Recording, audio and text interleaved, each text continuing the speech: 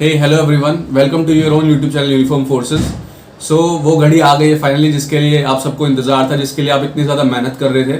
8 अगस्त 2021 जब आपका CAPFSC का एग्जामिनेशन है। So in today's video I am going to give you some instructions, so do follow them. Number 1 is carry all the stationery item with you that is required. That is 2 black ball pen, eraser, pencil and scale or ruler.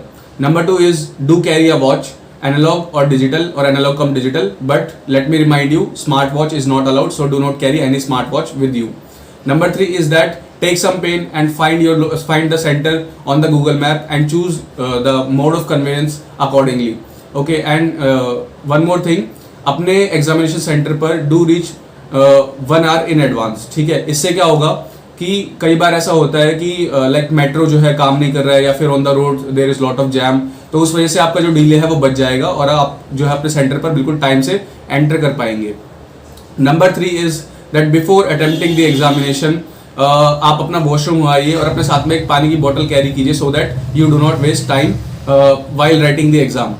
Number 4 is that how to fill the OMR sheet. I have already made a dedicated video on this. You can check it in my playlist so that you can avoid any mistake, because OMR sheet में once you make a mistake, then no new OMR sheet is provided to you.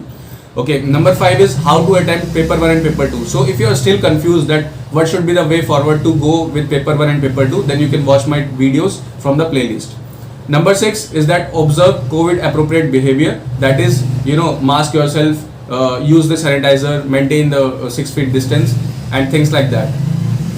Next, I understand that today you will be feeling that you have forgotten everything. So for example, आप आज polity अगर पढ़ रहे हैं तो हो सकता है कि हिस्ट्री या कुछ आपके दिमाग में एकदम से आ जाए और फिर आपको लगे यार ये तो मैं भूल गया हूँ। तो इट इज़ वेरी ऑब्वियस, ऐसा एक्चुअल में नहीं है। ठीक है, आप नहीं भूले, आपने पढ़ा है इतने टाइम से तो वो आपके दिमाग में है, but it's just due to a little bit of stress जिसकी वजह से आप उसको रिकॉल नहीं कर पा रहे हैं। But don't worry, in the examination hall you will be able to recall that.